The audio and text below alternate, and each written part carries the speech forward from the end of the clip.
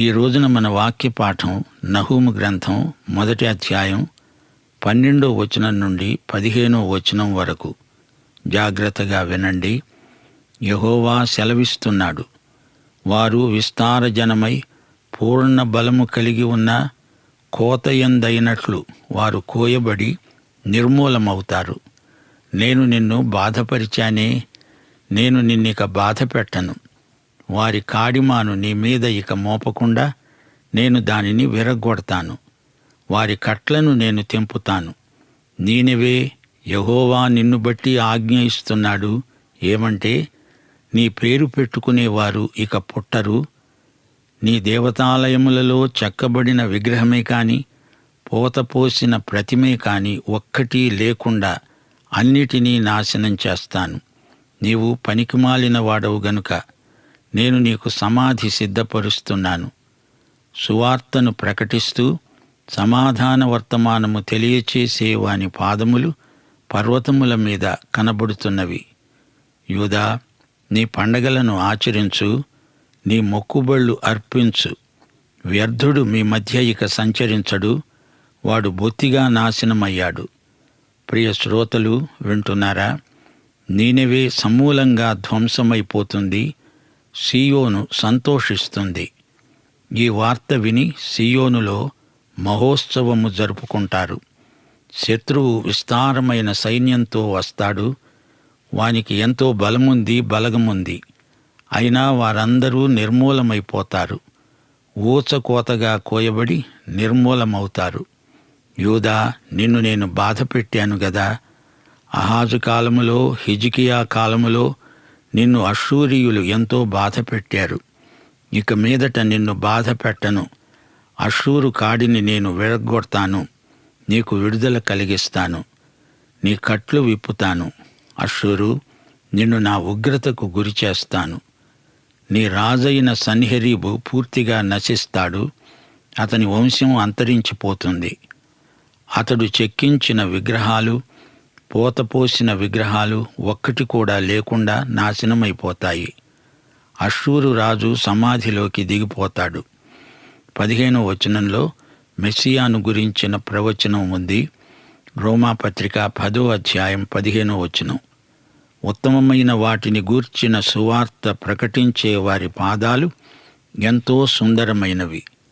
యెషయా 52వ అధ్యాయం 7వ వచనం కూడా ఇదే ప్రవచనాన్ని మెస్సియాను గురించి పలుకుతుంది.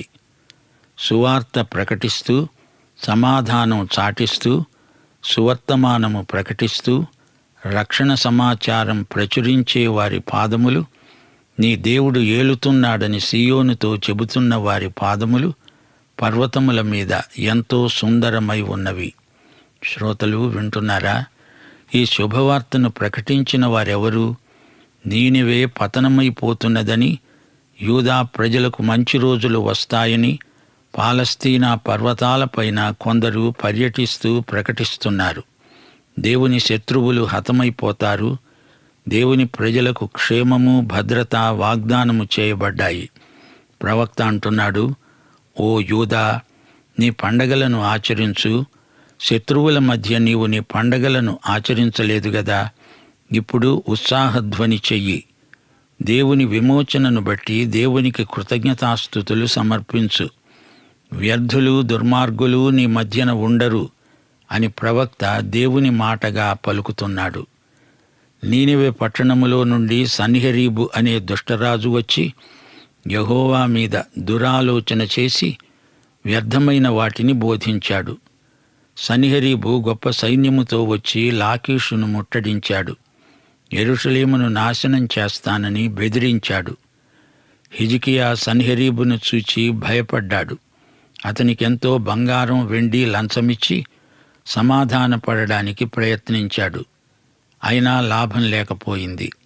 తిరిగి సన్హెరీబు దండెత్తడానికి రాగా హిజ్కియా ఆలయానికి వెళ్ళి దేవునికి మొర్రపెట్టాడు. దేవుడు అష్షూరును హతమార్చాడు. సన్హెరీబు చేసిన దేవదూషణకు దేవుడు అతణ్ణి శిక్షించాడు. ఒకే రాత్రి 1,85,000 మంది అష్షూరు సైనికులు హతమైపోయారు. దేవుణ్ణి వ్యతిరేకించిన దుష్టరాజులందరికీ అదే గతి పడుతుంది. దేవుని బిడ్డలు రాజును సన్మానించాలి, నిజమే. కాని సన్హెరీబు లాంటి రాజును, దేవుడే తిరస్కరించిన రాజును ఎవరు సన్మానిస్తారు? రాజు గౌరవనీయుడైతే, న్యాయవంతుడైతే, దేవుని భయము గలవాడైతే అతడే సన్మానానికి పాత్రుడు. రాజు భ్రష్టుడైతే రాజ్యానికి తీరని నష్టం వాటిల్లుతుంది. దేవుడంటున్నాడు, నా ప్రజలకు నేను అండగా నిలుస్తాను, వారి బంధకాలు తెంచివేస్తాను. శత్రువులు విస్తారజనమై ఉండవచ్చు, వారు పూర్తిగా నశిస్తారు. 2 రాజులు 19:35. ఆ రాత్రి యెహోవా దూత బయలుదేరి అష్షూరు వారి దండుపేటలో చొచ్చి 185,000 మందిని హతం చేశాడు. ఉదయమున జనులు లేచి చూడగా వారందరూ మృత కళేబరములై ఉన్నారు. ఆ తరువాత మాదీయ బబులోను రాజ్యాలు నీనెవెను ముట్టడించి పూర్తిగా నాశనం చేశారు. నీనెవె మహాపట్టణము వారు నిర్మూలమైపోవటం చరిత్రలో అందరూ నేర్చుకొనవలసిన గొప్ప పాఠం. నీనెవె పట్టణంలో 1500 గోపురాలున్నాయి. పట్టణ ప్రాకారం 100 అడుగుల ఎత్తు, 100 అడుగుల వెడల్పు. ప్రాకారపు గోడపైన ఒకేసారి 3 రథాలు పరిగెత్తగలవు. ఆ పట్టణం ఎంతో నాగరికతను పెంపొందించుకున్నది. కాని దేవుడు దానిని నేలమట్టం చేశాడు. సన్హెరీబు నిరంకుశుడు. అతనికి రక్తదాహమెక్కువ. అతని స్వభావం క్రూర మృగము లాంటిది. ఇలాంటి రాజులు ఎందరో వచ్చారు, ఎందరో పోయారు. నాటి నుండి నేటి వరకు నిరంకుశులు, నియంతలు దేవుని తీర్పునకు గురై అంతరించిపోయారు. నీనెవె నాశనమైపోయిందన్న వార్త యూదాకు ఎంతో సంతోషం కలిగించింది. హిజ్కియా సన్హెరీబుకు కప్పం కట్టాడు. అదొక బరువైన కాడి. దాన్ని విరిచేస్తాను అని దేవుడు అభయమిచ్చాడు. ప్రియ శ్రోతలు, దేవుని ప్రవచనాలు నెరవేరి తీరతాయి. నహూము ప్రకటించినప్పుడు నీనెవె వైభవంతో వెలిగిపోతోంది. కానీ కొన్ని ఏండ్లకు నహూము ప్రవచనాలు నెరవేరినట్లు నినెవె పట్టణ శిథిలాలు సాక్ష్యమిచ్చాయి. మనం దేవుని వాక్యాన్ని నమ్మాలి. అందులో ఒక్క పొల్లైనా వృధాగా పోదు, నిరర్ధకం కాదు. ప్రజలలో నైతిక చైతన్యము, స్ఫూర్తి కలగాలంటే దేవుని వాక్యాన్ని క్రమబద్ధంగా పఠించాలి, పరిశోధించాలి. అంతేకాదు, వాక్యాన్ని వ్యక్తిగత జీవితాలకు అన్వయించుకోవాలి. లేఖనానుసారమైన జీవితమే భక్తిగల జీవితం. వాక్య సత్యాలే ఆధ్యాత్మిక విద్యా ప్రబోధకాలు. వాక్య సత్యాన్ని అభ్యసించేవారే స్వతంత్రులు, స్వేచ్ఛాజీవులు. దేవుని వాక్యం దాస్యమనే కాడిని విరగ్గొడుతుంది. దేవుని వాక్యము బంధించబడనేరదు. యూదాకు స్వేచ్ఛ లభించింది అని ప్రకటించేవారిని ప్రవక్త పర్వతాల మీద సంచరిస్తూ ఉండగా చూచాడు. వారి పాదాలు ఎంత సుందరమైనవి. సన్హెరీబు కూలిపోయాడు. యూదాకు జయం, దిగ్విజయం. ప్రజలారా, ఉల్లసించండి. అలాగే సైతానుకు అపజయం, యేసుక్రీస్తుకు జయం.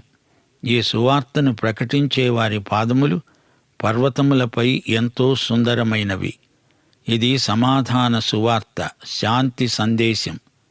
సువార్త ప్రకటిస్తూ సమాధాన వర్తమానము తెలియచేసే వాని పాదాలు పర్వతముల మీద కనపడుతున్నాయి.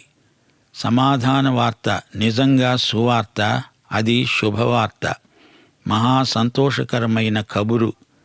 దాస్యదగ్ధ ప్రజానీకానికి ఈ వార్త ఎంత గొప్ప ఆదరణ. ఉత్తమమైన సమాధాన సువార్తను ప్రకటించే వారి పాదములు ఎంతో సుందరమైనవి. యేసుక్రీస్తు ద్వారా సమస్త జ్ఞానమునకు మించిన దేవుని సమాధానము మనకు ప్రాప్తించింది. యేసు ప్రభు అన్నాడు, నా సమాధానమే మీకిస్తున్నాను, లోకము ఇచ్చేది కాదిది, ఇది యేసు ఇచ్చింది. ఇది యేసు ద్వారా మాత్రమే మనకు ప్రాప్తిస్తుంది. అంతేకాదు, ఈ పాఠంలో నహూము ఆరాధన విషయం ప్రస్తావించాడు. గమనించండి, యూదా, నీ పండగలను ఆచరించు, నీ మొక్కుబళ్ళు అర్పించు. యుద్ధం ఉన్నప్పుడు దేవుని బిడ్డలు బహిరంగంగా ఆరాధించటానికి, దేవుణ్ణి స్తుతించటానికి వీలుండదు. ఆత్యయిక పరిస్థితి.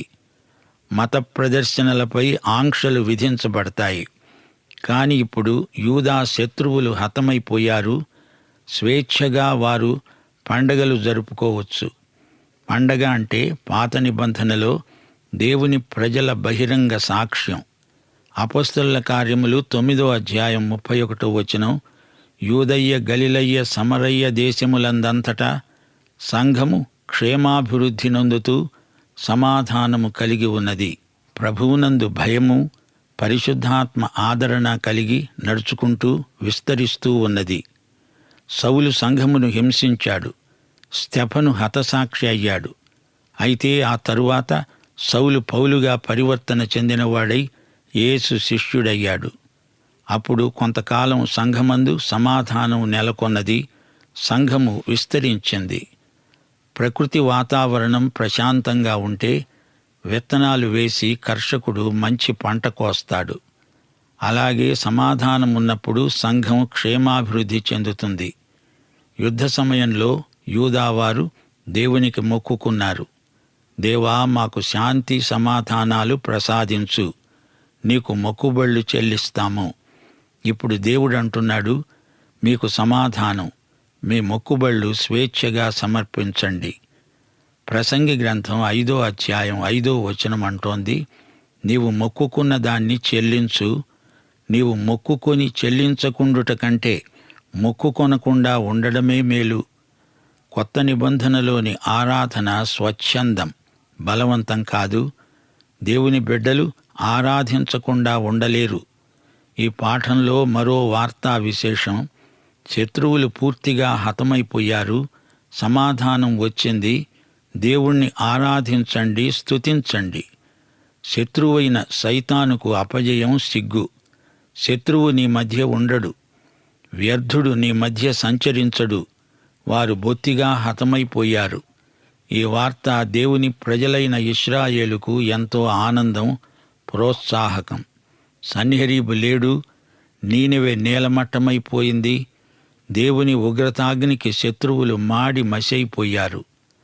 రోమాపత్రిక 15వ అధ్యాయం 20వ వచనం, సమాధానకర్త అయిన దేవుడు సైతానును మన కాళ్ల కింద శీఘ్రముగా చితకగొట్టిస్తాడు. 1000 ఏండ్ల పరిపాలనను గురించిన ప్రవచనమిది. దేవునికి స్తోత్రం.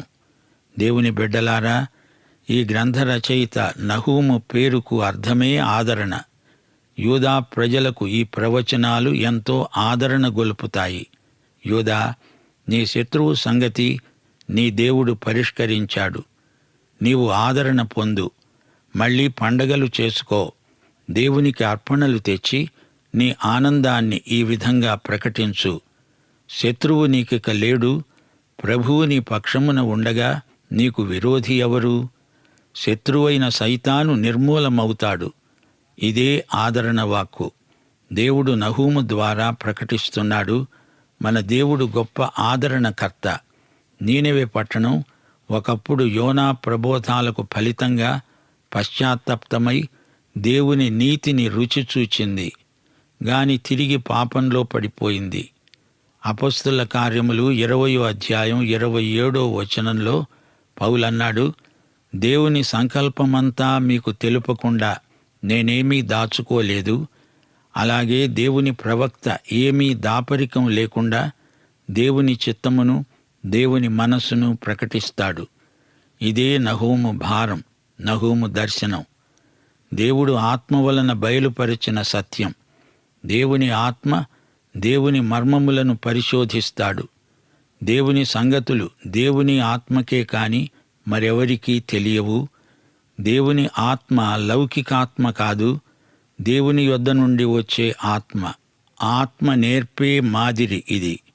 ప్రకృతి సంబంధికి ఆత్మ విషయాలు వెర్రితనముగా కనిపిస్తాయి. ఆత్మానుభవము గలవారికే దేవుని ఆత్మ విషయాలు అర్థమవుతాయి. ఆత్మ సంబంధికి వివేచన ఉంటుంది. మనకు క్రీస్తు మనస్సు ఉంది. 1 పేతురు 1వ అధ్యాయం 12వ వచనం, పాత నిబంధన ప్రవక్తలు తమ కాలానికి తమ కొరకే కాదు మన కొరకే పరిచర్య చేశారు. దేవదూతలు సైతం ఈ కార్యాలను తొంగి చూడగోరుతారు. దేవుడు మనకు తన ఆత్మలో పాలిభాగం దయచేశాడు. ఇది నహూముకు కలిగిన దర్శనాన్ని వివరించే గ్రంథం. దేవుడు తన ప్రవక్తకు అనుగ్రహించిన దర్శనాన్ని వాక్యం వివరిస్తుంది. రాయబడిన ప్రవచనాలు మనకు ఆశీర్వచనాలు. సత్యం నిత్యమైనది. ప్రవచన సత్యాలు బైబిల్ అంతటా ఉన్నాయి. దేవుడు జాతులన్నిటిలో పనిచేస్తున్నాడు. హీబ్రూ జాతే కాదు, అన్యజాతులన్నిటికీ దేవుడు తన సంకల్పాన్ని బయలుపరుస్తూ వచ్చాడు. దేవుడు సర్వజ్ఞాని. ఆయన సంకల్ప సిద్ధికి లోక చరిత్ర పరిణామం సాక్ష్యమిస్తుంది. భక్తులకు హెచ్చరికలు, అవిశ్వాసులకు తీర్పు.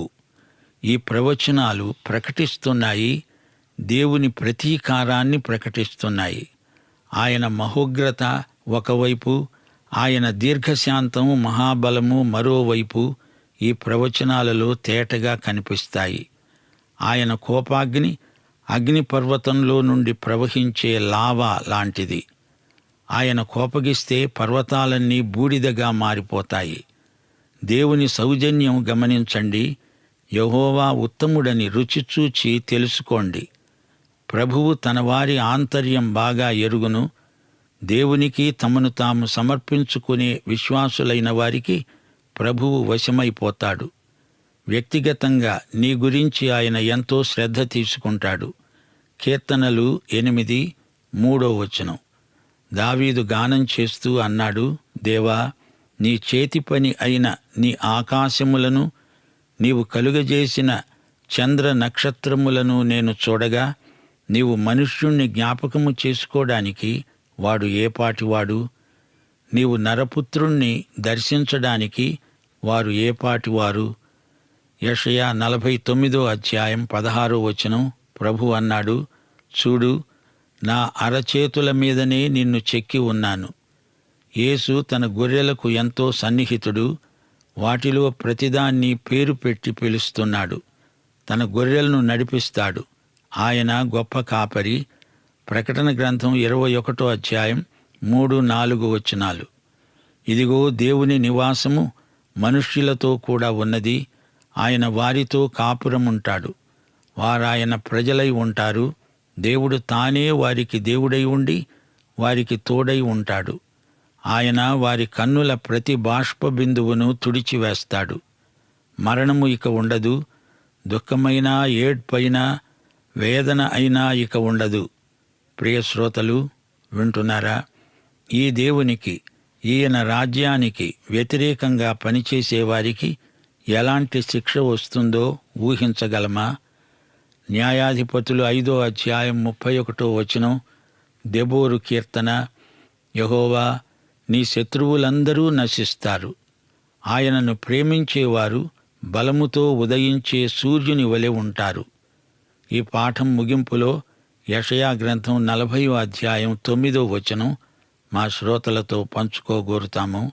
సీయోను, సువార్త ప్రకటిస్తున్నదానా, ఉన్నత పర్వతమెక్కు. యెరూషలేమా, సువార్త ప్రకటిస్తున్నదానా, బలంగా ప్రకటించు, భయపడక ప్రకటించు. ఇదిగో మీ దేవుడు అని యూదా పట్టణాలకు ప్రకటించు. ప్రియ శ్రోతలు, నహూము గ్రంథమంతా ఒక పద్యం. ఇది ఒక ఆధ్యాత్మిక గీతిక. దేవుని సన్నిధి, దేవుని న్యాయం, దేవుని సంకల్పం ఈ గ్రంథమంతటా వ్యక్తం చేయబడి ఉన్నాయి. రాబోయే దేవుని రాజ్యానికి మనలను ఈ సందేశాలు సిద్ధపరుస్తాయి. ప్రియ శ్రోతలు, ఒక క్షణం మీరందరూ తలలు వంచండి, కళ్ళు మూయండి, ప్రార్థన చేసుకుందాం. మీరిప్పుడు విన్న ఈ సందేశం మిమ్ములను ప్రభు అయిన యేసుక్రీస్తుకు సమర్పించుకోవడానికి ప్రేరేపిస్తుందని నిరీక్షిస్తున్నాం. దేవుడు మనల్ని పిలుస్తున్నాడు. ఆయన మనల్ని రక్షించిన దేవుడు. రక్షణ సువార్తను ఇతరులకు ప్రకటించడానికి మనల్ని మనమే దేవుని యొక్క సేవకు, ఆయన పిలుపునకు సమర్పించుకుందాము. అందరూ నాతో ప్రార్థనలో ఏకీభవించండి. ప్రియ దేవా, గొప్ప తండ్రి, నీవు 2000 సంవత్సరాల క్రితమే ప్రభు అయిన యేసుక్రీస్తును మా కోసమై ఈ లోకానికి పంపావు. ఆయన శిలువ మీద మా కోసమై తన ప్రశస్త రక్తమును కార్చాడు. మమ్మలను తన రక్తమూల్యము చెల్లించి కొన్నాడు. మేము ఆయనకు చెంది ఉన్నాము. రక్షించబడిన మేము నీ రక్షణ సువార్తను ఇతరులకు ప్రకటించడానికి బద్ధులమై ఉన్నాము. మమ్మలను ఆశీర్వదించండి స్వామి. మమ్మలను బలపరచండి. మమ్మలను మేము మీ హస్తాలకు సమర్పించుకుంటున్నాము. మీ ఆత్మ నడుపుదల చొప్పున మేమందరము యేసుక్రీస్తు వారి గుణాతిశయములను ఇతరులకు ప్రకటించడానికి మాకు కావలసిన బలము, ధైర్యము, నిరీక్షణ, ఉత్సాహము మాకు దయచేయండి. ప్రియ ప్రభు, మమ్మలను కనికరించండి, బలపరచండి. మీ కృప మాలో సమృద్ధిగా నివసించాలని, మేము ఇతరులకు సజీవ సాక్షులమై వారిని రక్షణార్థమైన మారు మనస్సుకు నడిపించగలిగేటట్లు మమ్మలను దీవించుమని, మమ్మలను బలపరిచి మహిమ పొందుమని యేసుక్రీస్తు వారి దివ్యనామమున ప్రార్థన చేస్తున్నాము తండ్రి. ఆమేన్.